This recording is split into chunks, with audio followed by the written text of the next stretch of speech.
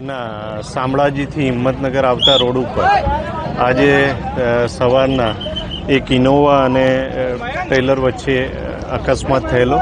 Innova ગાડી પાછળથી અથડાઈ ગયેલી, જેમાં સવાર જે વ્યક્તિઓ હતા એમાંથી એક ઈજા પામી છે, જે જીવિત છે. એ હની શંકરલાલ તોલવાણીને અત્યારે હોસ્પિટલ લઈ ગયા છે અને એની સારવાર ચાલુ છે. એ સિવાય જે અન્ય 7 વ્યક્તિઓ ગાડીમાં હતા તેઓના મરણ થયેલા છે અને આ તમામ રહેવાસી છે એ અમદાવાદના છે,